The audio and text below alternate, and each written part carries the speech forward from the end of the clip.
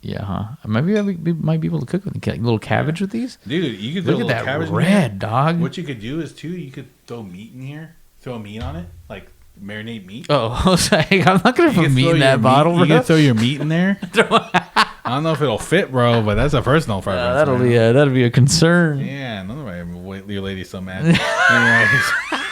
She's like, God damn it fits in a goddamn Shlenkerla.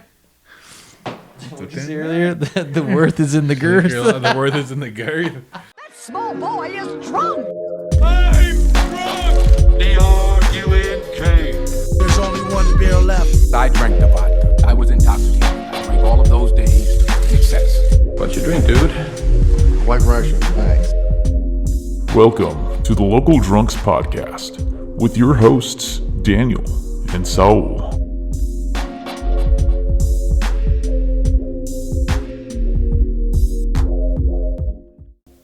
Whoa, all right. Is it on loop? Just kidding. Just keep on going, baby. Keep on going. Hey, everyone, this is Saul. I am Daniel. And this is the Local Drunks Podcast. You can find us on Instagram at Local Drunks Pod. Also YouTube. Local Drunks Pod. If you're listening on YouTube, please like and subscribe, and also click that bell for notifications. Yes. And then you can also subscribe to us on Patreon at Local Drunks Pod. Also, if you have any questions, comments, concerns, suggestions, keep that shit to yourself. Gmail. Localdrunkspod at gmail.com. We listened to last week's episode 15. We did a craziest story while on shift. We'll probably revisit that every couple of weeks. Hell yeah, I like that one. And yeah, that was pretty fun. And then your story was crazy, dude. That's just wild too, man. And then drunk bitch getting hit in the sorry, drunk lady getting hit in the head. Hilarious.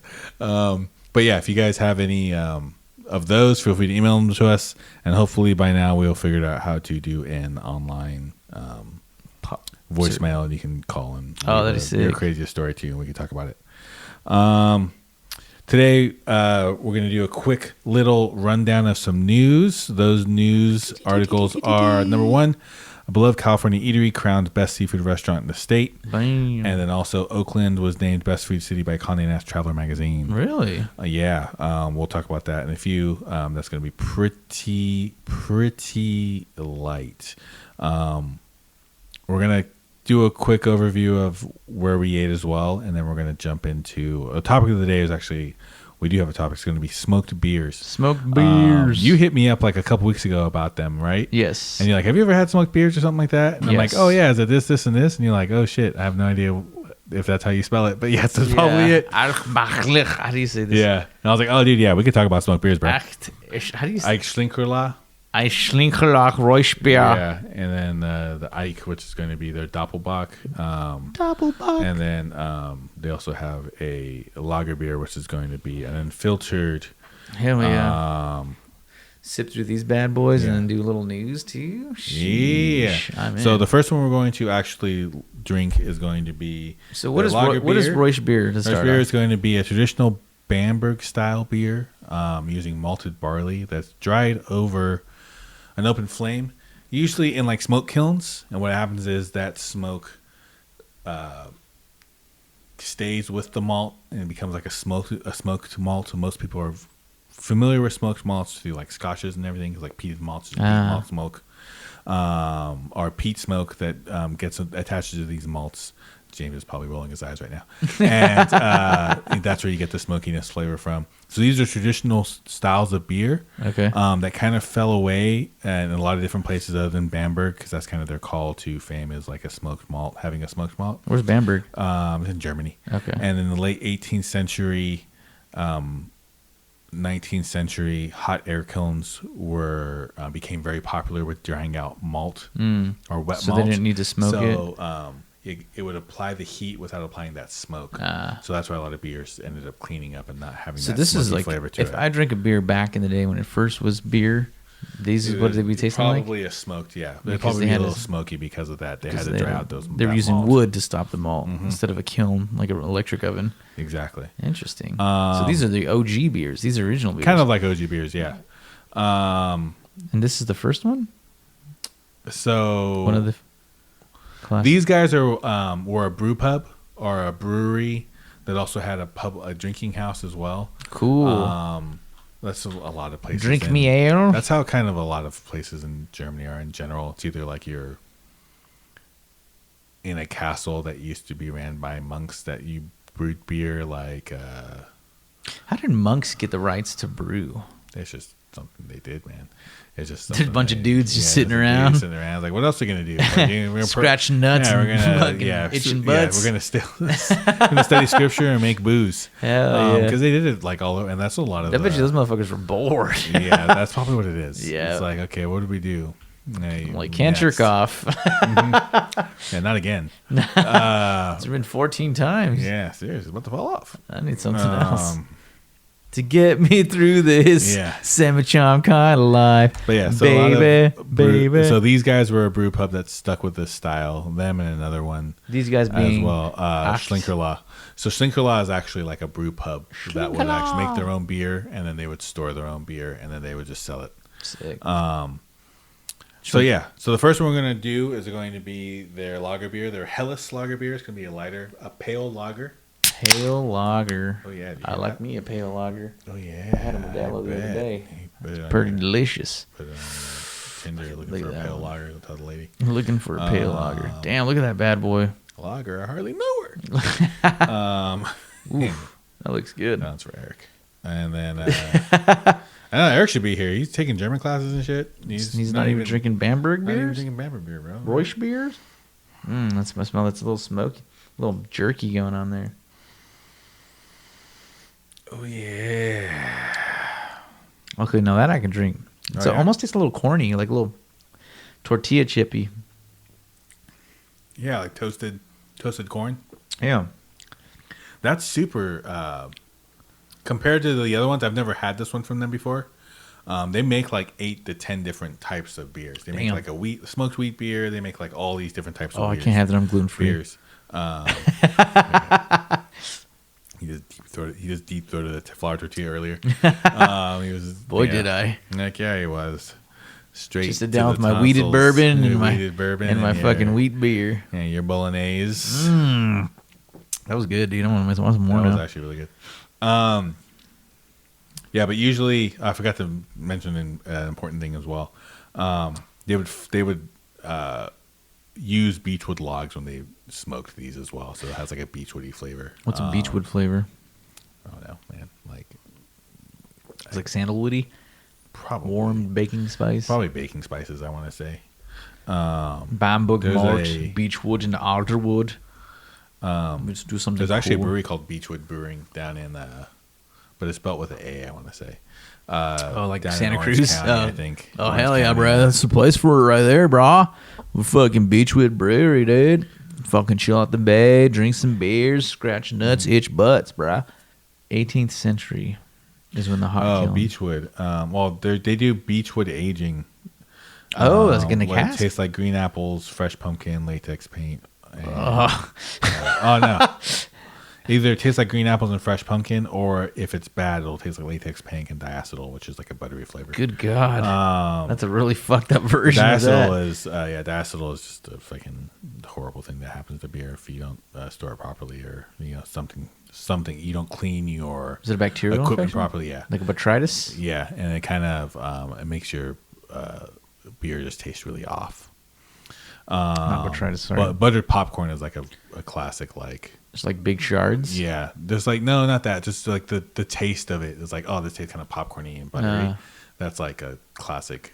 This beer is spoiled now, or like it wasn't corked, put in properly, or like it wasn't put in a can that was clean, or this and that. So like, there's a lot of things that happen. So long story short, folks, wear a condom. So yeah, so this is going to be. Wrap that so we have 3 from Shlenkerla. Their Märzen, their Dopplebock, and actually no, this is their Urbock. It's not their Märzen. Their Urbock. Oh man, they had the Märzen over at the thing. I should have. Oh well, it's almost the same. Anyway, they had the Urbock, the Dopplebock, and also their lager beer, which we're tasting now. While we're drinking this thing, dude. You like it? Just like tostadas. Yeah, it's real tasty. Like I said, it's the first time I've ever had this one, and it's pretty fucking good. I do like a lager too. Oh, I know you do. A lager. So what are you up to this week? Oh shit, man. Well, not much. Again, chilling at home, trying to save some cash for when school comes around. But we did go out with you, actually. Yeah. To the Southern Comfort Kitchen. This is a recommendation from Justin on Webster Street in Alameda, right next to the subway. Mm-hmm. Looks very casual, pretty wide open space. But They have a drive-thru too, which is wild. they have a drive-thru? That was their drive-thru? That was their drive-thru. Was that the old Wiener Schnitzel? I don't know. Sons of bitches. I don't like this place at all. Bring back Wiener Schnitzel. Bro, I loved it when I could get a chili dog there. Now I got to go have beans and rice. I eat beans and rice my whole life. But it's red beans and rice. Red beans and rice. They were actually really good, too. That mac and cheese wasn't bad either. The mac and cheese was tasty. Yeah. They did the concha, like the large... Yeah. Excuse me. Shells. Larger shells. Those are Yeah. this little home style. I had the blackened Cajun shrimp po' boy, which was overall pretty good. Mm-hmm. It's nothing too crazy, nothing too fancy. It's just like shredded lettuce, thin tomato, which was nice. And then the shrimps. Yeah. Scrimps, which was pretty pleasant. It was pleasant to eat. The chicken strips, though. Justin got some chicken strips. Those things were banging. Those things were good. They were super It was moist. the straight up tenderloin. It was the tender, the actual chicken that's tender. what it was? The under part of that breast. Yeah. Those things are actual tenders. Yeah, it was very moist, fried, crispy, and I like the potatoes too. They're like I like light fries. So like if I go to like In-N-Out, I'm getting a light fry, and those things are like some soft boys. I like the soft boys. What you do? That shit was tasty. No, and then there was it was good. And then Lena got the red beans and rice. Spencer around on Saturdays. Hey, my soft boy. Hey, Mr. Cheeks. So you had that, and then you had some of the chicken. You had some chicken, some French that. fry. And then you had the red beans. How was the red beans? The red beans and rice are pretty good. Okay, cool. I could eat that pretty consistently. It had some salchicha in there. I think a little bacon, little ham hockeys. Ooh, nice. It was delicious. That's cool. And pretty decently priced as well. If you're health conscious, probably not the place for you, but they do have blackened versions of everything, which is just a hard grill or grilled version, like with a po' boy, which was good. Mm-hmm. But yeah, overall, I'd go back. I'd be going back. But we'll see what happens. How about you? What'd you up to? I went with you as well to Southern Comfort Kitchen on Justin's /recommendation. request. Yeah, exactly. Come on, guys. Come on, we're Come getting on down to there. Southern You mean Comfort you tell me Kitchen? you ain't never had shit and pickles? Yeah. Yeah. So he, so they actually, I think they have another location in Castro Valley too. Oh, apparently it's better because that's what the tweaker on the other table said. Oh, did he really? Yeah. He was just like, the other one's better. Yeah, he's like, the one in Castro Valley, that one's better. Nice. And they got more things to offer. And I was like, what the hell is Sling Blade doing up in this bitch? French fried potatoes. Because I reckon he wasn't trying to hurt nobody. So yeah, so maybe we'll drive out to that one day with Justin and try it out, and then we'll have to compare the two. There you go. Call it a date. So I actually went back to Fresno the previous weekend. I'm sorry to hear that. Yeah, I know. I don't think my family listens to this. I didn't tell them I was coming, and got to see some friends, and also picked up some stuff I had left over there. Yeah, but we got to eat at a couple different places, places that we always hit. I think I've spoken about them before, but we got in Friday night, ordered some pizza from More Than Pizza. How was More that? Than Pizza is delicious. They do this really round, their large, extra large pizza, or their family style pizza. I always order it well done. Mm-hmm. A pizza so well slow done? It down. Yeah. And it's just a little bit more cooked, like it's not as soggy. Uh-huh. And then they cut it into like squares. Oh, I it's like the kinda square cool. cut. The square cut's So pretty you savage. eat it, and then we also ended up getting the combo from them. So we get a pepperoni because my daughter loves pepperoni. Yeah. And then we ended up getting a combo from them, which was like a classic, like, dude, huge chunks of sausage, huge bell peppers, Ooh, huge heartburn. onions. Yeah, it was heartburn. Delicious, though. But that's one of the places you always try to eat when we go back. And then what's the more than part, though? More Than Pizza do subs, too. Oh, they got Yeah, subs? they do subs Sign also. me up, dude. Yeah, I they do fuck with the pizza hot sub sandwiches, combo. yeah. And then we fell asleep Saturday morning. We met my father-in-law over at Las Manzanitas. Las Manzanitas is a spot on Hazelwood. They're actually moving. No. In November, they have a second location right around the corner on R Street in downtown, off the railroad tracks. And that so by they're the- just going to be that the- moving. That right by the. I think it's by Bitwise or something like that. Oh, I thought it was like. I'm thinking Amtrak. No, yeah. That's the other. That's further north. That's off. N. Yeah, I M? think so. I think so. Yeah. In Fresno, right? Is it Fresno? No, Yeah. Fresno doesn't go through there. Does Fresno go through there? Amtrak? Yeah, I think so. Yeah. Yeah. I was talking about the street. 'Cause I know the street names. Fresno Street. Yeah, I okay. think it might be. Yeah, I don't know. I don't know. I can't. Who I gives a gotta look shit? it in. Anyway, Shepperton's by there. So they're moving- yeah. So they're moving around the corner to their second location, which their first location only has 5 tables, 2 Damn. 4-tops, 3 2-tops. So you have to get in there right away if you're going to eat. Really good. Chilaquila is probably the best in the city, I would say. Damn. Really fucking good. Get them with the carnitas on there. Wow. They have these really good Baja fish style fried fish tacos. I sent you a picture of them. There's the one with all the fucking shit on those them. were That from was there? them. That was from there. Bitch, I thought that was from a magazine. No, dude, that was from there, bro. Fuck, that looks banging. Hella good. And then Lord have mercy, I'm about to yeah, bust. it's 2 for like, I think they're like $6 a pop. I want to say, but they're worth it. And then they give you a little fried chile on the side. Bomb. Super good. And then I used to eat the chilaquiles and a plate, and then kill 2 of those.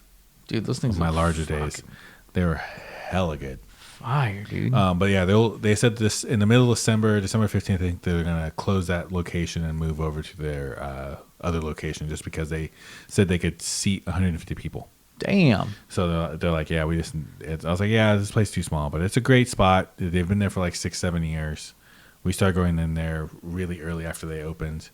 You know, they saw my daughter grow up and stuff, so it's a good spot. That's cool. So definitely recommend it. And then for dinner that evening, we got Colorado Grill. Oh, classic. Classic Colorado Grill. I think the best one is still on Blackstone and Herndon, just because their grill's the oldest. So it's nice and seasoned. Oh, it's and then, meant to cook. number 2 is That motherfucker's been around the probably block. coffee. Yeah, he has. We've been tore up. I think there's one Enrique, on, what's I think up, there's bro? one off on Willow. Enrique, yeah, seriously. There's one off on Willow in Clovis, just north of the 500 Club. And that one's really good. And then the one we went to, though, because we were staying by it, was the one on West Shaw, which is on Shaw and West. West Avenue. West Shaw, West Shaw and West. Yeah, Shaw and West. Right behind the 7-Eleven, then next to Starbucks. But yeah, that one's pretty good too. But just get a classic boulder burger. They have Fire. double boulders. You can get mile high stuff.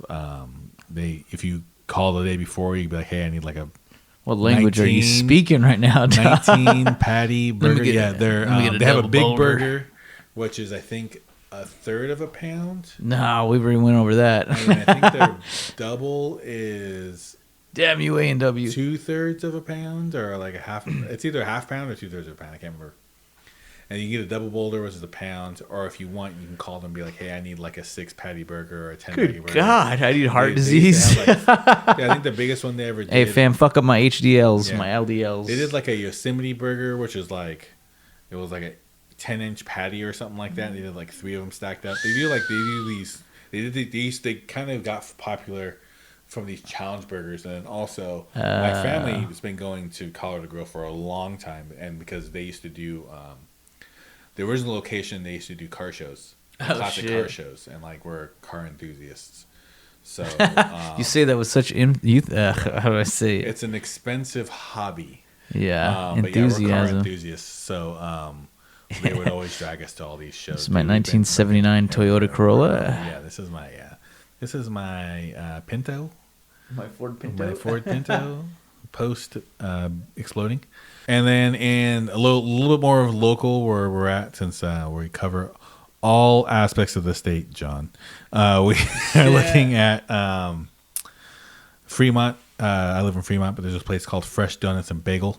Oh, are they fresh? They're super fresh, bro. Made daily. And that lady's super polite, super nice, Asian family. And when we got back from Fresno, we got sandwiches from there, and their croissant sandwiches really freaking good. Like, yeah, just give me they just call it the breakfast sandwich, and it's literally like egg, sausage, bacon, Play by play. ham, fucking, in a croissant with whatever there's probably mayo or some shit on there, some sort of spread. Hey, mayo, baby. Fucking good, dude. And then they toast the croissant, slap everything on there, and I think they hit it on the fryer really fast and blend everything together. Shit. And throw it in, and then cheese, of course, is on there too. So this is what we're going for tomorrow for breakfast, then, isn't it? We can, yeah. I'm fucking down. Dude. And then they also do sub sandwiches there. Bitch. And I was like, "Fuck, you guys do sandwiches?" And she's like, "Well, what do you want?" Damn. And I go, "What do you recommend?" She goes, "It's your food. You get whatever you want." And I was like, "All right. I guess I'll do that." This qualifies as some more than fresh bagels and donuts, dude. And then, but I got that with the croissants, which was delicious. But they also do a bagel sandwich, which is really good, supposedly. The bagels look hella fresh too. And then they do lunch sandwiches. And then, of course, they have donuts. They have a crap ton of donuts. Donuts are tasty as well. So only cash places, usually pretty fucking bomb. So they got those banging, greasy burgers. Yeah, dude. I wish they did a burger. I bet you if they did a burger, it'd probably be hella bomb, too. That'd be that shit, dude. Yeah, but places you go in, they're like, we only do cash. Always carry cash on yourself, especially if you go to a mom and pop spot. Yeah, larger towns. Yeah, small businesses, you got to give them cash, man. And plus, that gives them the chance to not have to report it, so that they don't pay taxes on it. I can't stand the fact that working in hospitality now that everything is anything that is credit card authorized, especially tips, is now taxed. So you're just getting fucked on all these aspects. Dude, the worst. I'm just like, this is not cool. Oh shit! Next can. What are we going into here? We're gonna drink the Freigeist Abraxxxas. Abraxxxas. This is gonna be a smoked Lichtenheiner. What is that? Lichtenheiner, I hardly know her. Weiss Ale. So this is the Lichtenheiner. Is going to be if I remember correctly, like a tart wheat beer, or tart like style wheat beer. It's an old fashioned beer from like East Germany. Sour. Before the wall went up, and what they're gonna do is they're gonna do that, and then they also mixed it with smoked malt as well, like Bamberg malt. Okay. So Freigeist is interesting. It's two brewers. Those guys are constantly trying to redefine beer in general.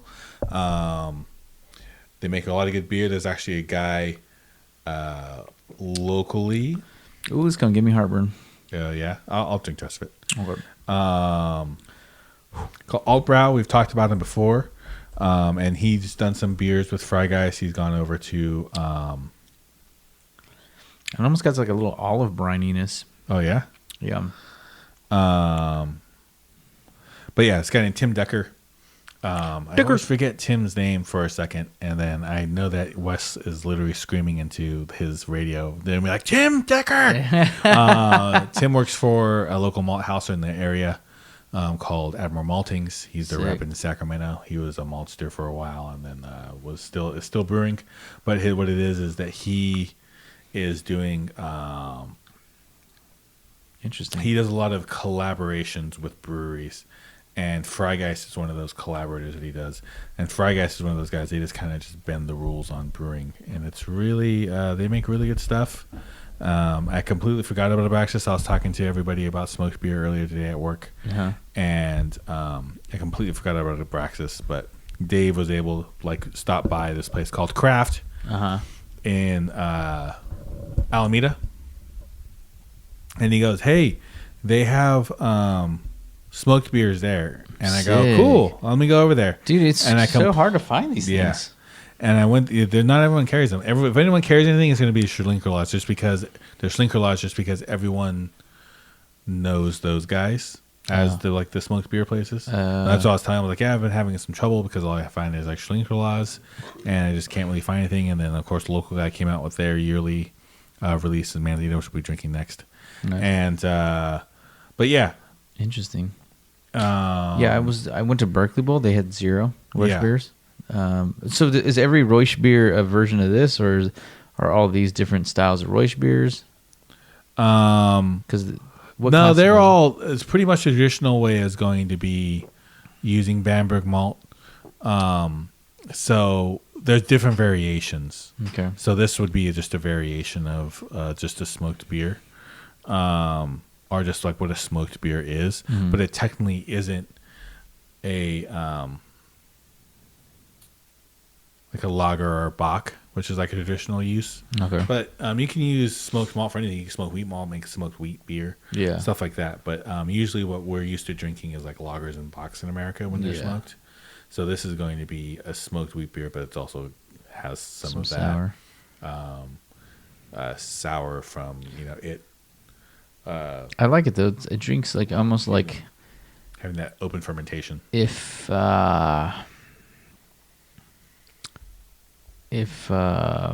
what's the drink? Lemonade and iced tea. Arnold Palmer. It's like It's like the Arnold Palmer of sour beers. Oh, okay. Because it has the tartness from that, like from the sour, but then it's kind of settled down with like that whatever other component is. What is it? Was it lager? No, it's just a wheat beer. It's just a wheat beer. It's just a wheat beer. That's good though.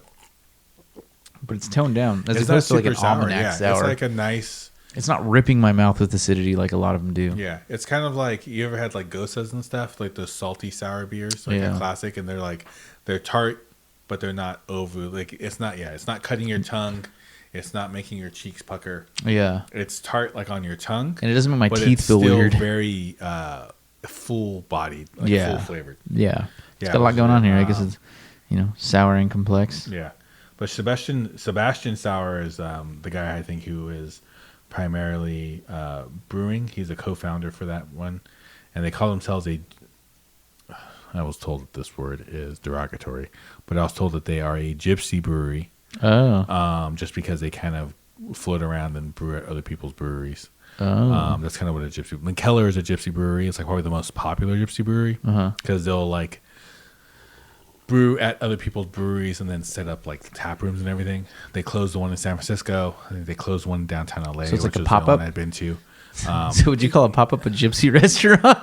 Yeah, I guess so. They would brew out of one spot. And they're brewing out of was it Alesmith for a long time? I can't remember which brewery down in San Diego they're brewing out of for a long time. And then they would open up tap rooms, and those tap rooms were actually there for a while. The one in San Francisco closed a couple of years ago, and I think they opened up. I think Almanac tried their very first. Was it Almanac's very first? No, that was around the corner. It might have been Almanac's very first shot at like a brew pub restaurant, but that closed because the concept was crazy. And then Shlenkerla closed. Was there a Shlenkerla in Oakland? I can't remember. This was a long time ago. Yeah. And then they opened up. They had one in downtown LA, which was really large, but they closed that one. And then I think they had one in San Diego, which I think they closed now as well. But Shlenkerla has a spot in Tokyo now. So they're actually, I think, brewing beer over there somewhere. Sick. But anyway, good for them. Yeah, Freigeist Bierkulter is Freigeist is a really solid brewery. Anyway, that's what we're drinking right now, and this is a good beer. It's pretty tasty. Yeah, it's. I completely, like I said, completely forgot about Abraxxxas, and I was talking to everyone, and Dave was nice enough to stop by on his way and say, "Oh, hey, they do actually have." He called me, and then I was like, "No shit." I saw him miss call 15 minutes ago, so I call him back. I'm like, "Oh shit." Didn't answer. You're like, what's up? Messaged him like, "Hey, dude, let me know if you need anything." I saw I missed your call. Yeah. He called me again. Completely fucking missed his call again because I was in the middle of doing transfer lines. And then he goes, he messaged me back. He goes, "Oh, hey, I just stopped by Craft. They have some." I go, "Sweet." Sick. So thank you very much, Dave. Thanks, Dave. Appreciate I'll have that. to grab some on Tuesday and drop some off for you. Hell yeah. What have you been watching / recommend? Oh shit, man. Finished The Penguin. Highly recommend that. We talked about that earlier. But it was a great season conclusion as well. Nice. Wes asked if I had been watching it. And I said I hadn't been yet, but I want to. It's good. There's so much TV on right now. Yeah. Well, I don't know. What have I been watching? I've been watching a lot of movies as of late. Oh, nice. I don't know why or how I even have time to do that, but instead of like going through like 4 episodes of a TV show, Chan and I will just be popping on a movie and we're watching different things. The one movie that I really want to see is what's it called? It's a horror movie. Wild Robot. Just kidding. Which one? Wild Robot. No. A horror children's movie. Oh my god! I heard that movie was good too, though. Have you seen it? I have not seen it. I heard it was good though. It's DreamWorks, right? Yeah, I believe so. I'm trying to figure out what the movie that I'm thinking about is called. It's about like these two Mormon girls come up to this dude's house, and then he ends up putting them through like a death maze or some shit like that. Knock Knock with Keanu Reeves? No, that movie was terrible. Did you watch that? No, I never did. Oh my god, bro! I was like, That's what the one of fuck? like I think there's 4 or 5 Keanu Reeves movies I never watched. And They gave him too Knock much is one of them. dialogue. They gave him too much dialogue. Yeah, Knock Knock is one of the movies I've never seen from him. He's like, "What are you doing? Stop that!" I'm like, bro. It's called. That's an early Ana de Armas movie. What is Knock Knock? Knock Knock, yeah. Oh shit! Yeah, that was her. One of the girls that comes in, Genesis or whatever her name is. I can't remember. Or Belle, I can't remember which one it is. I'm trying to think of the. I'm over here like, I don't know, I've never seen that movie. And I'm like naming all the characters. Yeah, in it. never seen it. Only know all the dialogue. I only know the dialogue, and I've only ever watched it like 20 times. Mystery to me, bro. Yeah, I never even know. Heretic. It's called The Heretic or Heretic. Oh yeah, that one. Yeah, okay. That one looks fucking dope. I've heard nothing but good things so far from my friends, so we'll see how it actually is. I'm looking forward to watching it. If you watch it, let me know. Let us know on the thing. Yeah, let me know if you guys got any reviews for it. I'm curious to see how it goes. So, I didn't really, because I went out of town, I really didn't have that much time to watch anything. Yeah. But it was really funny because I was thinking about stuff I used to watch, because I've watched a lot of. It's weird that I've watched a lot of food stuff in general. But something that popped up recently in my memory bank, so it's this anime that I watched a long time ago, like 2005, and it was called Yakitate Japan. Yakitate. And what it is it's about this boy who is trying to make a bread that resembles Japan. Not like in looks or anything, but like I was like, good luck with the that one. flavor is so good that people will eat it every day, and like as a rice substitute, kind of. Like he's like trying to make this like, oh, the national staple of Japan is rice, but if I make a really good bread, the national staple of Japan will be this bread. Yeah. And it's just one of those things. And he has this thing called like baker's hands or something like that, to where his hands are more warm than most other people's. So when he's kneading dough, it rises faster because his hands are so warm. That's like the whole thing. That they try to say that Japanese people try to say that about women. That's why they didn't want them to be sushi chefs. Because they're too hot, yeah. Because their hands are too warm, which is complete bullshit. But Yeah.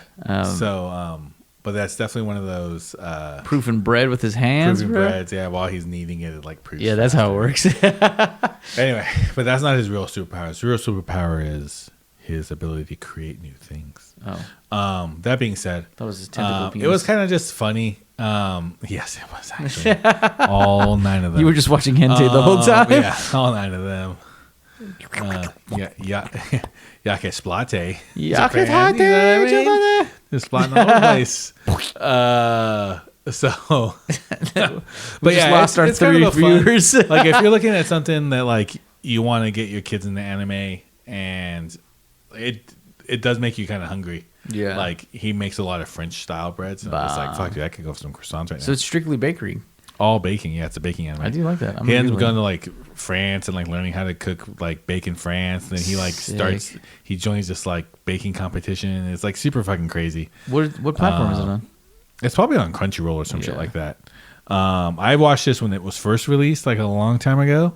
And I don't know why the hell it popped up in my memory, because I was just doing something the other day and I'm like, I could have sworn I watched this baking whatever. And there's only like 4 baking animes ever.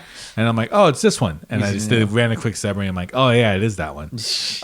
But yeah, it just popped up in my head the other day. But if you're looking at getting in, if you're into anime and looking at getting your kids in anime, looking at something from family fun to watch, I would say Yakuza Japan or Hajime no Ippo. That's the boxing one. That one's really good too. Oh, I've been meaning to watch that really one. Good too. I watched that when it came out. I think it's from the 90s, I want to say. Yeah, it's like the 90s. It's like the Akira kind of... Yeah, like early 90s. Everything's hand-drawn. No computers yet. Evangelion. But I remember watching that one when I was younger too, like probably like high school, Yeah. which is like a 5 or 6 years after it came out. It looks sick though. Yeah, it's cool. For the question of the week this week, we're actually starting lunch something called the Quandary Qorner. Yeah, you like how I did that? Quandary Qorner. It's like a dilemma or like a question. But Quandary Qorner, someone on Reddit posted up they had low tips lately. Okay, let's hear your story. I've been serving for about 2.5 years now and worked at a few places. My last 2 serving jobs, I was laid off due to it being slow and them having to do a cut on labor. I went from making $250 to $350 a shift at job 1 to $150 to $200 a shift at job 2, and now $50 to $140 if I'm lucky. Oof. I average between 19 to 20% in tips at all jobs. My point is, has anyone else noticed less people eating out and making less as a server than they used to due to the economy, or am I just working at the wrong place right now? I serve because I enjoy it, but also because it used to pay significantly better than most jobs with a licensed degree. Fucking just preach, brother. Facts. But lately, it doesn't even feel worth it anymore. Thoughts? What area are they in? They didn't say.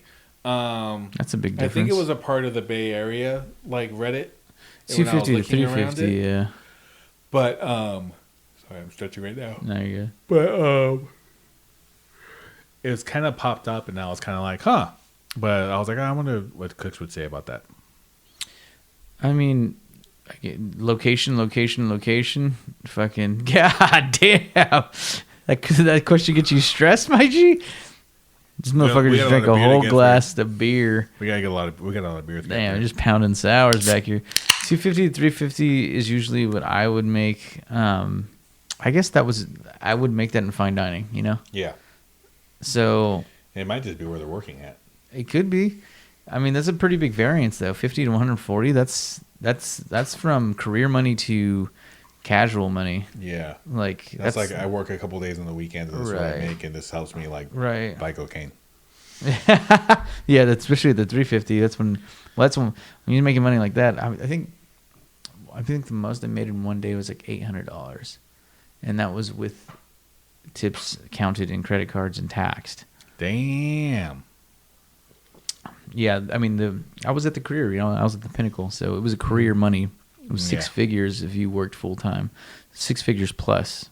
Yeah. Yeah. That makes sense. And so, I mean, but it's expected because you're at the literal pinnacle of fine dining. So you have to have your everything honed in: education, presentation, eloquence when you speak, which taught me a lot about how to approach people and how to be communicative, and but. That's how you make the actual money, is doing shit like that. Yeah. 50 to 140, that sounds like a dive bar, bro. Yeah, that sounds like a little more corporate. Like that's something you'd find maybe like Applebee's, like a Denny's. Yeah, shit, like especially Denny's. Yeah, like turn more corporate. Yeah, you'd be lucky if they tipped you. Yeah. So they're saying that they're averaging 20% in tips at all jobs. But then that means the volume of people would have to be that's the amount that's changing, right? Yeah. And we're seeing that the cost of everything is extremely high, and I think overall, like alcohol production decreasing. People are cutting back right now, which is huge recession indicators that are coming our way, and it doesn't look good. So I even me personally, I stopped eating out a majority of the day. If I eat out, it's mostly to grab breakfast and lunch at the spot down the street. It's called High 12. They make a breakfast burrito. It's at $8, solid. Potatoes, cheese. If I want bacon or avocado, I've been going for avocado to lower my cholesterol a little bit. And that's where I spend my money on. But dinner, I just can't justify buying shitty food anymore. Yeah. I'm not paying for someone else's overhead for shitty food. Oh, also, this is pretty good. This is dark. So this is going to be what we're drinking real fast before I answer the question. Is going to be a Fort Point Manzanita. Fort Point is a local brewery in San Francisco. They have used to have wide variety of beers. They kind of cut it down to like I think 5 or 6 cores and a KSA couple of Kolsch. KSA Kolsch is what they're known That's for. my shit. They also make Westphalia, which is a like Sounds a very red good. style lager. Animal? It's really good. A red Still style. do the Animal? Uh-huh. Did they still do the Animal? Was it called Animal? They do Animal, which is going to be like a West Coast IPA. Wow. Is it West Coast IPA? Is that Animal? And then they also do a hazy Ooh. called Lobos. But their can design is really cool. Mm-hmm. Very, very modern, straight lines. But this is their Manzanita. Manzanita is going to be an alt beer, smoked alt beer brewed with charred Manzanita chips. Oh. This is a beer, kind of funny, linked to the last beer that we drank because I think he did work with, I think his name was Sam Sauer. I just literally said it. Sour. Rewind 10 minutes ago. And to kind of work on this beer, alt beer is actually a German style heavy lager or dark lager, or like not a dark lager, but like a heavy lager. Usually, and it's called an old beer. Actually, Old no, beer. ignore me. I was thinking about Box. Bach. Alt beer is actually called old beer because the old style of beer used to be actually using top fermented yeast, which is an ale.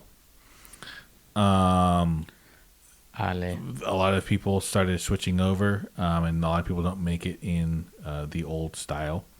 But alt beer, it is an ale, and it is they use the charred Manzanitas in there. Light though, the smokiness isn't super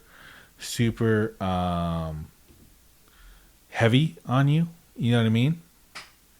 Yeah, it's not an overwhelming sensation of smoke. Yeah. So imagine it's like a light rest with the chips. Yeah.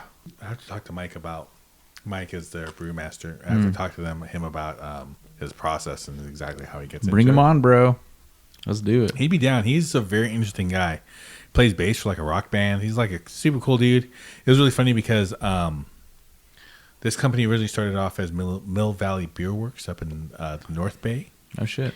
And they had a competition with all the because their owner and their owner's brother at the time, Justin, and I can't remember Justin's name, Justin's brother's name, but I never. I was like, you just said Justin, bro. Yeah, I can't remember Justin's brother's name. He's living in Belgium or Denmark or something with his wife, and Making nice beers. and they were getting so busy that they couldn't really focus on brewing beer anymore. They had to focus more on the business. So they had a competition. And they're like, hey, we're going to have a competition with all of the employees, and whoever makes the best beer is the new brewmaster. Damn. So Mike ends up entering. I think Mike said it was like the first or second beer he's ever brewed in his life. And he made it, and he showed up, and he was the only one out of all the employees who made it.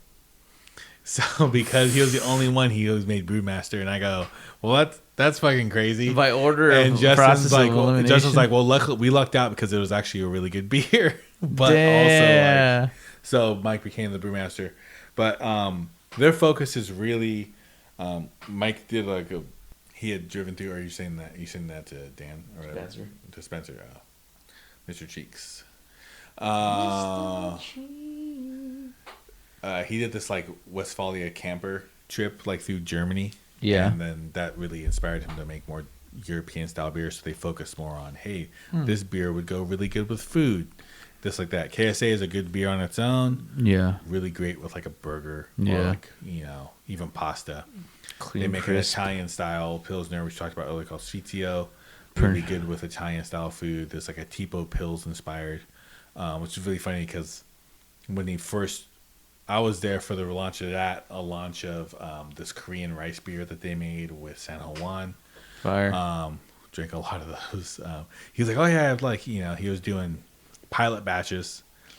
And he goes, yeah, we just have all this beer. I'm like, dude, just start bringing it. I go, we should be pouring pilot batches at this restaurant. For sure. And I think we actually ended up starting to do that, but I drink a lot of experimental beer, and it was all pretty tasty. And but yeah, Manzanita is something that they do every single year. They brought it back this year, and my buddy Olivia, shout outs to Olivia, Thank you, Olivia. I will be sending you some bottles as a thank you. Sick. But she pulled 2 4-packs off of the canning line while they were canning it, or after they canned it, and it was friggin' That's the homie. saving it for us to send them over. So thank you very much. I told Dave that, and Dave said I told him I was going to send you some liqueurs, but he is very adamant about sending you a Lot 24 bottle. Damn. So you might get that instead. Okay. So Let me upgrade I you. apologize, but don't apologize at the same time. Yeah. Anyway, so it's good stuff. They, like I said, they make really good food beer, or beer designed to be made with food. That being said, my Best to be drinking answer with eating. to this question is, and this was a recent question. This was something that was asked in like the last 6 months. Yeah, I could feel it. I could definitely feel that. But it's just how the industry is now. Cook said it earlier. People are really conscious, like really very aware of how they're spending their money. Yeah, post-pandemic, dude. Yeah, post-pandemic. We're still not out of that weird shit. It's hard. And plus, too, like you're also dealing with, we've talked about it before as well on the podcast, is that you're also dealing with people who've just forgotten how to act when they go outside. Yeah, that's facts. They've forgotten they need to tip. They've forgotten all this stuff. So motherfuckers think they're European now. Yeah, dude. But if you're saying that you average between 19 and 20% in tips at all jobs, you're probably getting like, if you haven't noticed there's less people, then it's probably just a large amount of people, more people tipping higher and less people tipping lower. I mean, more people tipping lower, like a good equal number of people tipping higher and lower, and you're just averaging out 20%. So 20% is pretty solid in all honesty. So it just might be a numbers game too. Maybe you're just not seating as many people. Or also, it could be that you're at a busy restaurant, but there's a ton of servers. So you only have like 4 or 5 tables. What's your pool look like? Yeah, exactly. You so know? it's just one of those things that Are you going to be like a Joe's Modern Thai and have 3 servers for 70 people and then be like, yeah, my money sucks. Be buried, but like it's a numbers game and you end up actually making all right, man. You know? And then also too, like, are you working at a place to where the kitchen gets a cut? Because that's going to pull money out of your pocket as well. Yeah. There's a lot of things that are happening. Ooh, what's your opinion on that? The kitchen cut. I don't mind getting the kitchen. I don't mind giving the kitchen a cut at all. They need to be paid more. Right. Absolutely not. Yeah, they won't be paid more ever. Yeah. But they need to be paid more. I worked at spots that like they were paid more. Whose work are we going to exploit? Yeah, seriously. Yeah, I mean, what's the pool look like? You know, there's a lot of details here. What do you think about that whole like the back gets a cut? And how big should the cut be if you like? I think that like 10-15%. So look, bro. As I've worked both sides now, I told when I was a line cook, I would never be front of the house. Fuck that. That's for bitches. That's for pussies. That's for yada yada yada. I used all that language too, and then I became one of them. And you're like, this is way better than working. And I was like, you fucking idiot. That's when I realized I should never speak in such certainties, because when I was in the kitchen, I worked in a lot of open kitchens, and when we'd have like a chef's counter and there's guests in front of me, I'd be too busy chopping it up. And they're like, dude, can you fucking focus on your tickets? And so I'd be like stressed out because I'm trying to talk, but then I'm also trying to cook. Yeah. It never worked out well for me. But I didn't realize like until 2016, when I was, in the thick of my fucking cooking career, made lead line, was not running, but I was leading the 2 other cooks, and it was just, they were not up to par. But I would also be able to talk to people a lot more often. And I was just like, and people kept mentioning like, oh man, you're really talkative. Like, you're good at conversing. Like, why are you back there? And I'm just like, I don't know anymore. Yeah. Because I'm working 16 hours and I can't even fucking pay my rent. And so finally, my buddy Adam, the one that you met, he was just like, dude, cool, he's like, come to front, come to Quince. And I was like, what? And then finally, when I got to the point where I was like actually stressed out because I couldn't pay my rent, and I go, how much money did you make as a food runner? He's like, I made this much. And I said, book my interview. And he said, okay. And so I went on a total fucking, didn't even have my resume or anything. I just went in to the restaurant, and I was like, it's not going to work out anyway. I'm just going to fucking have this interview. Nothing's going to come of it. And then I sit there, and he's just like, oh, the guy that's initial manager, he's like, you have a copy of your resume? I don't have one of yours. And I go, no. He's like, wow, that's unprofessional, but okay, we can proceed. And I was like, fuck it, dude, I don't give a fuck. It's when you don't care and you don't really need it is when you get it. You know what I mean?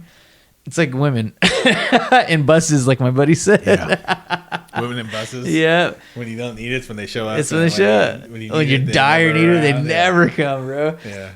And so I was just like, that dude definitely dated some women who look like buses. Probably been hit by a few of them too.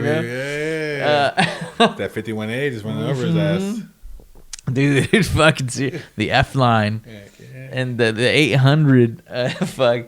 And so I go in there and I shoot the shit. I told him like this. I was like, look, man, I'm coming from the back of the house. I work hard and I won't be calling out sick. And he goes, great, let me pass you to my other manager so we can start getting the hiring process done. That was it. That's all I needed to say. And I held true to that promise for a bit.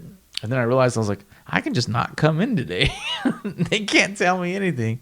And I was like, this is why all my coworkers are doing. And then I was like, I'm not coming in today. They're like, oh, all right. And I was like, that's it. That's the only pushback they've ever had from front of the house. It's just like, hey, I'm not coming in today. They're like, okay, we'll switch you over for somebody. When I was in the back, they'll be like, oh man, you gotta come in, man. Who's gonna cut this parsley? It's gonna fall apart. Yeah. No one here to shave carrots. Who's gonna make the terrine? Being in the back in the front. No, you're good. I've realized that, like, yes, like the kitchen needs more of a cut.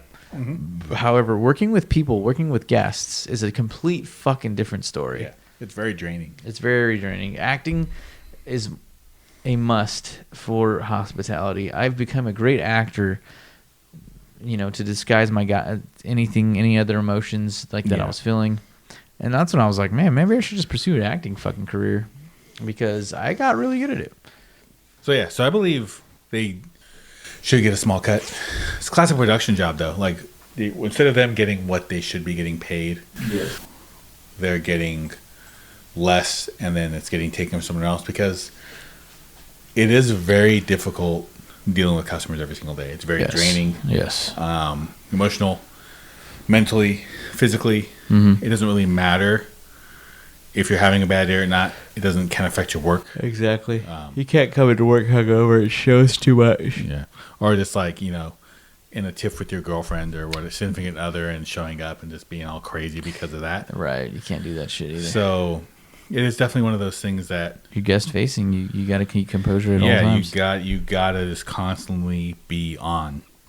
So I can see the argument for not giving them any. That is dark. That's dark. Not giving them any. Less. But I also can see the argument for them getting a little bit more. What it comes down to is you guys need to just fucking pay your employees more. Yeah, facts. That's what it comes down to. What's the bottom line? That's the thing. And like that's the question. Like that's the classic question. Like, is it sales versus sales versus production? Like production is the kitchen. Yes. Sales are the people in the front. Yes. They're like, oh, cool. Like, Guest we wouldn't sell any of this making the food networks if we didn't have someone to sell it. Mm-hmm. It's like, yeah, but you wouldn't have anything to sell if we weren't here making it. Yeah, exactly. It's that classic like catch chicken egg. Yeah. Rat eating its own tail type thing. But yeah. Don't tread on me. Yeah, pretty much. Okay, so this smells like barbecue sauce. Yeah, this is going to be the Shlenkerla Urbock. It's a full-bodied beer. Usually brewed in the summertime, and it's matured for months in these rock cellars under Shlenkerla, which is actually underneath Bamberg. There's these network of tunnels and cellars that were actually, I don't know if they're tunnels per se, but definitely a network of cellars. Like in New York? Like under the like under the temples? Alligator people. And I was thinking more of the in the 11th century, Bamberg set up all these tunnels and like all these not tunnels, cellars, and they used these cellars to like age beer in because they were cooler than it being outside, so you wouldn't need to like consistent temperature, get ice or do anything like that to actually like make it a little bigger. Yeah, cooler. So temperature controlled barrel aging is what they've Yeah, but inside of these take caves. caves, yeah, inside of these cellars. It was because it was just cooler, so it was like kind of temperature cold, temperature controlled barrel aging. Yeah. Pretty much oak barrel aged as well. Really? So you're gonna get a little bit more of that woody flavor also. Yeah. And then That is rich. much bigger, much more bold than a classic Märzen, amber style like lager. Yeah. Yeah. Yeah, that's smoky. Oh yeah, this smells like smoked prosciutto. Ooh, fuck. Yeah, it does have a hammy That flavor. nice ham smell. Rum ham. Bro, that is a palate killer. That is a palate killer. Those motherfuckers be chugging this shit out here? Oh yeah. Get little hints of like smoked chocolate, classic like dark malt flavors, but just smoky. Yeah. A little espresso there. Yeah, a little espresso for sure. That nice, God damn, that's such an interesting beverage. I will not have it more. Yeah, no, we're gonna do one cup of this each. We'll show the rest out. It's fine. Yeah, it's fun. It's all for the cause. That shit that's rich. Yeah, Now I want it's some 6.5%, so it's not too bad. So it's a nice big classic Bock. Bocks are, like I was saying earlier, I started misspeaking about alt beers, and I actually meant to speak about Bocks. Bigger, darker lagers, higher in percentage. So, Fuck, she's smoky. All right, let's go into some news, shall we? Beep, beep, beep, beep, beep, beep, beep, beep, beep. all right. So, some good news for Oakland. Okay. And we got? beginning of last month, Oakland was named Best Food City by Condé Nast Traveler magazine. A lot of people have seen Condé Nast Traveler. So usually in doctor's offices, dentist offices, stuff like that. But it's they go to different places all over the U.S. and the world, and they kind of And we're the best food city? and they reader choice best food Oh. city, and they said it because it doesn't matter what area of Oakland you go to. But I thought we were a post-apocalyptic a fucking wasteland of death fucking homeless loop. people. and Yeah. guns. I thought that was what the Oakland one was. But they go pretty much from Temescal, where you get really good, like Food. higher end food, and they talked about Burdell. Burdell. They're like, trip, oh, Burdell's up there. Day trip. So like Burdell. They specifically said Burdell, but they're like up in Temescal where you get Burdell, which is like this, modern soul food that's really high end, all the way to like they're like even the East End in Fruitvale, where there's like a ton of really good Mexican food spots. Yeah. They're like it doesn't matter what area of Oakland you go to, you're going to find something good to eat. There's always and that's the something reason good. why they actually. But the top 10 list goes like this: number 10 is Philadelphia, 9 is some names. Honolulu, 8 is Columbus, Ohio, 7 is Chicago, 6 is Milwaukee, 5 is Detroit. Detroit's had a really big food boost like lately. Sick. Still a desolate wasteland, according to some. Oh yeah, writers. yeah. Just like Oakland. Number 4, Lexington, Kentucky. Whoa. 3, Chattanooga. Whew, hotter 2, than a hooch New coochie. Orleans. I can see New Orleans. Yeah, for sure. And number 1 is Oakland. And it's just because they said doesn't matter what part of Oakland you go to, you'll be able to find something delicious. Yeah, I'm curious as to how they measured it because San Francisco's right across the bridge, right? So Yeah. But they said it's reader's choice. That's what it was. So Specifically people Oakland? voted for Oakland as like. So. That's weird. interesting.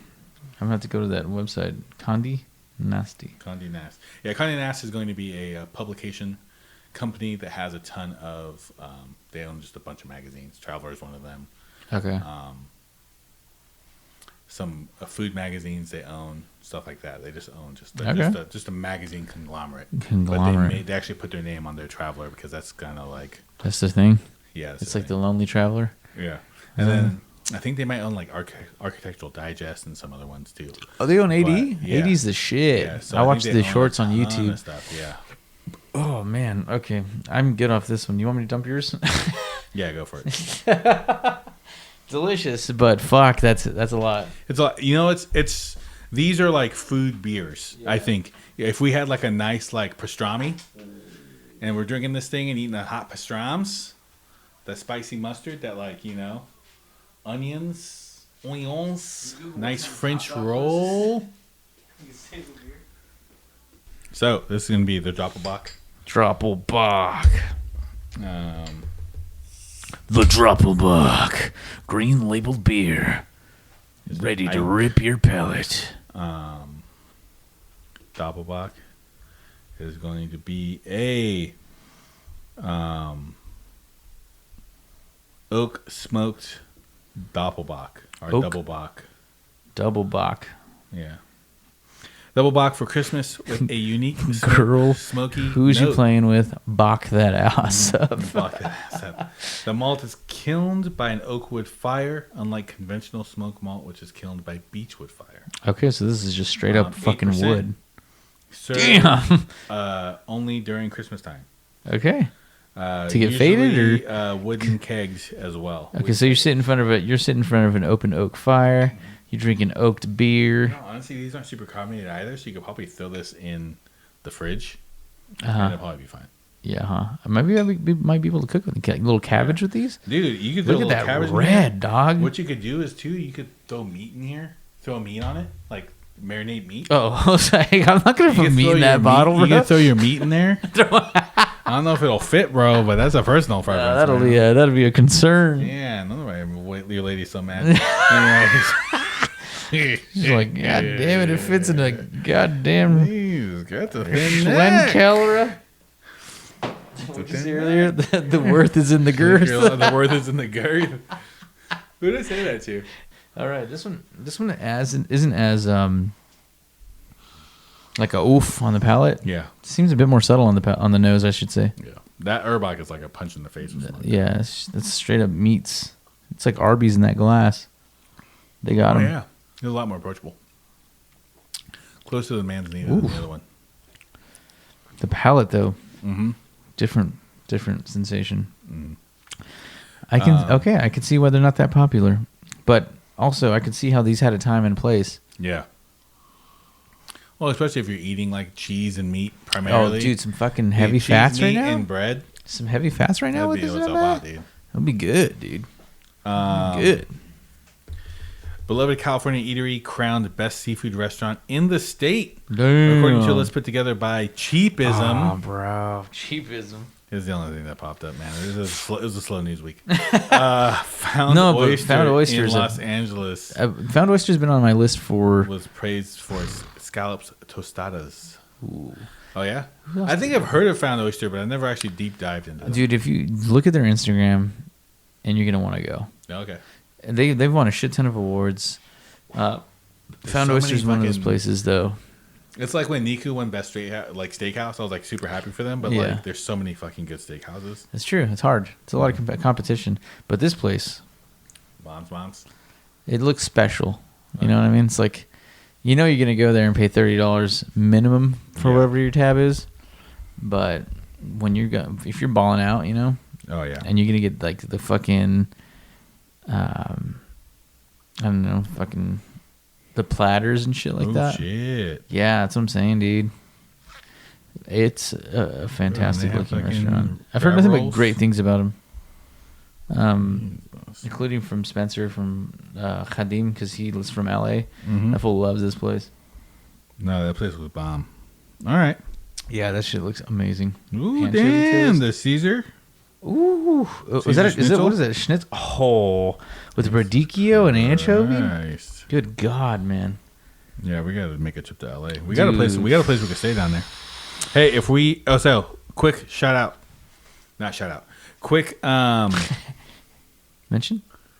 we're putting this out there. There we go.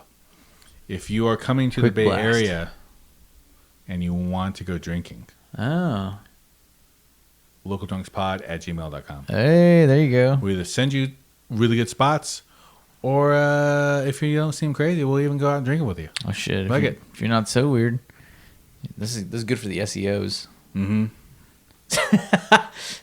Search engine optimization, folks. Yeah.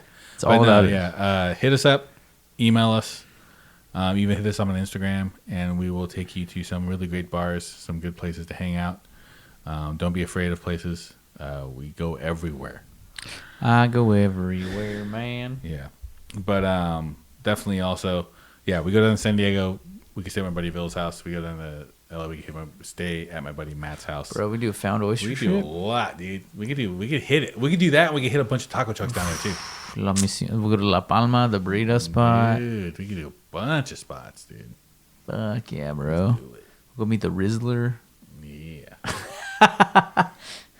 Anyway, next one. Valencia business slowing down in the Mission. Valencia is a pretty well-known. Well, I feel like there's a lot of well-known drinking areas. North Beach is one of them. There's Mission. even parts of Chinatown. There's like you can get a good drink at, especially North End when you're going to North Beach. Yeah. But the Mission has a very long corridor on Valencia where there's a ton of bars and restaurants. It's a and great shops. clubs, Great shops. shops. Dandelion Chocolate, Bernal Cutler. Yeah. The Valencia Room, your fucking spot. You catch fucking COVID every single time you go into it. I go to fucking, where do I go? Zeitgeist is cool. Mhm. That's on Valencia. Kilowatt, that's in the Mission. It's not on Valencia. Yeah. It's pretty sick. So, no, there's a lot of good spots. Well, Dr. Teeth. Oh, Teeth is on, actually on Mission Street. But Delfina. Restaurant Oh, Delfina is there. Yeah, that's true. a fantastic restaurant. The Old Flower and Water Pizza Spot, which is now called Yellow Moto, is there. Fort Point has a spot on Valencia. No shit. Yeah. There's a lot of good spots. Oh, dude, there's a really good sandwich spot on 19th and Valencia. I'll think of it in a second. 19th yeah. and Valencia. But they said it was primarily because of what? You read the article, right? I read most of it. Yeah. Can you It's recall there was any of it? things like, I guess rising cost and a lot of, but it seemed like they're really relaying it to the bike construction lane that's in the center of the drive. Yeah. Or of the road that really fucked everything up. They said a lot of business owners said that it really changed everything about it. But, you're diverting traffic, like you were saying earlier. You're diverting traffic and taking away parking spots. Like, why would you go down there? Yeah. No, it's been really hard just because of that whole.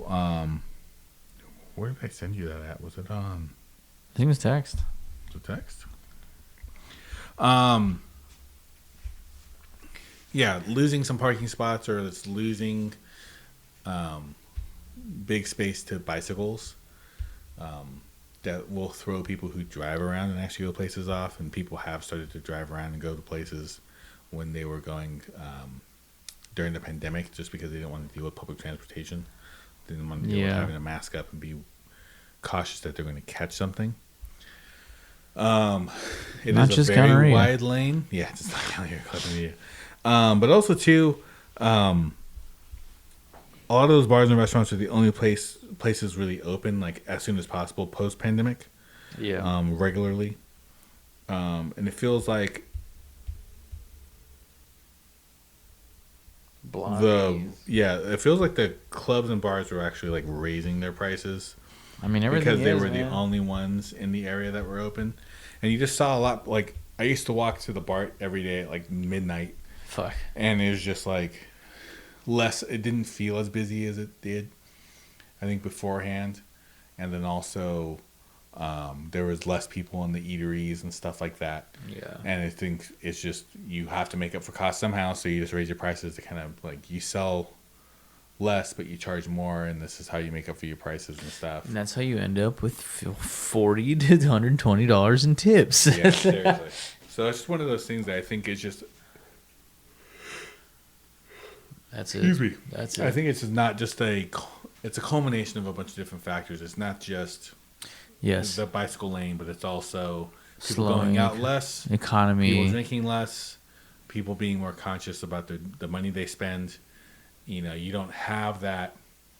Even though when we went to, we were at the rum thing, there was a ton of, it feels like San Francisco State kids like fucking running around getting drunk. Yeah. But it's also, bro, I actually went to San Francisco closer State to- and it was dead as fuck. Oh yeah. Yeah, because tuition prices, cost of living is extremely. Tuition cost is high. Cost of living is extremely high in San Francisco. You got all the media that's showing San Francisco in a negative light, and so attendance is tanked. Oh really? It's tanked, and so I think SF University is actually still doing okay though, right? SFU probably Yeah. it's a university, but SF State's fucked. Like I went there. It was granted I went on a Friday for a seminar, photography seminar, but I was like, even when I was going to here in 2015, there was a shitload more people, and I was there every other day. But I went last week, and it was fucking dead. Oh wow. And I was like, God damn, this place is suffering. So my buddy, he goes there, and what they did in return to mitigate the loss from the amount of people that don't no longer attend, they raised tuition prices on the few people that are actually going. Of course. And I was like, yeah, that makes sense. That's not counterintuitive at all. That's the reason I dropped out of college. Anyway, I digress. So yeah, everything's too expensive. You got all this fucky traffic. You know, there's a million great places there, but there's a million great places there, you know? Yeah. I don't know.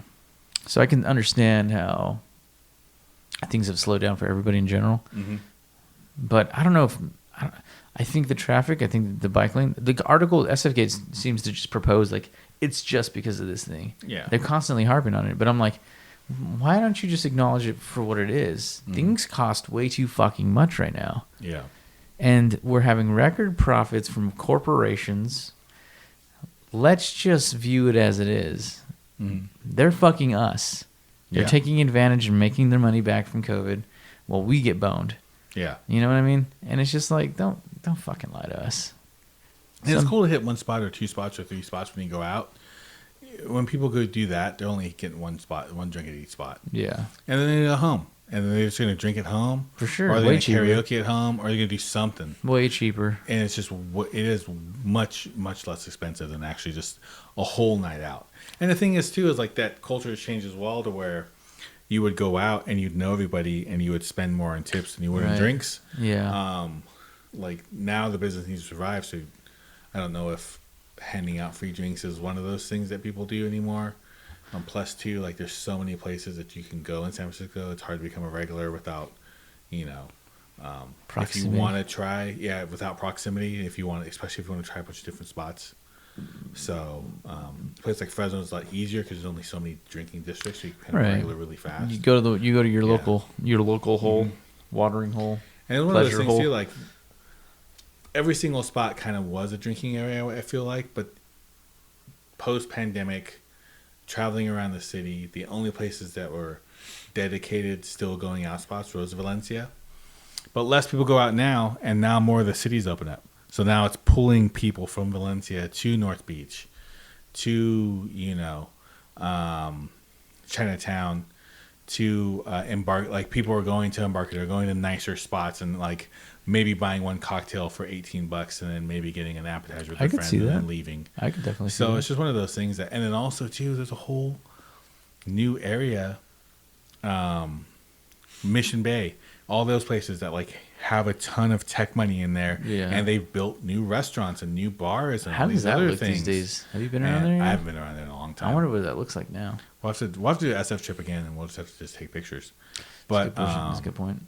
But you know, all these people are living in that area, and they now have amenities in their area, and they just don't have to travel to the Mission anymore, which is right around the corner. Yeah, that's to true. go drinking anymore. They now have their restaurants and their bars that close a little earlier than everywhere else, but they're also professional people, so they just want to go to sleep by 11 every single day. That's true. We are And this getting is how it older, is. right? And the older, again, like we talked about earlier in the episode, the younger generation does not consume as much alcohol as the previous. I'd say what Z to plus.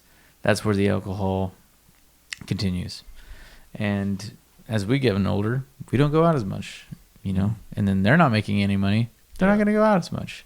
So you know how much it boils down to population, and demographics, and economics. You know, what I mean? But I mean, shit. I'm sure if they had the same technology that we have now, we'd probably be hearing the same exact thing, which is kind of cool because now we're logging it. You know, we're making digital footprint of all this shit. But yeah, who knows? Yeah. Who knows? I don't know, man. It's not looking good. Yeah, bro. But I'm having a good time. You're full of smoke beer, bro. Dude, my mouth feels like I just licked the charcoal. That's what I'm talking about. He used to call me charcoal. Anyway, with that, we're jamming. Yeah. Thank you guys very Come much. on, You can find baby, us light on- my fire. You can find us on Instagram at Local Drunks Pod. YouTube and Patreon. Just search for Smoked Beers Pod. And we go. Local Drunks There Pod. we go. Patreon, like you said, YouTube. Hit like, subscribe. Like and subscribe. Get notified. Rate Also, please, feel free to rate us. And if you have any questions, comments, concerns, any interesting stories that happened at your work, stuff like that, feel free to. Actually, they can send us a voicemail, I think, through email too, can't they? I there's a Google something. Yeah. We just got to figure it out. Like that. Okay, yeah, we'll get this figured I'm going out. to figure out how Stavros does this. Leave us a voicemail at something when we figure it out. Yeah, we'll look it up and then we'll post that, and you guys can start posting stuff up. All 10 of you. Did you see? Hey, 10's better than 0 that we started with. You guys need to stop rambling so much. Thanks to everyone we work with. Okay, all right. You guys Peace have a out, good one. y'all. Thank you for joining us for this episode of Local Drunks Podcast. Tune in next week to hear more about what we drank, ate, and what belligerent things we got into. Until then, sip something nice.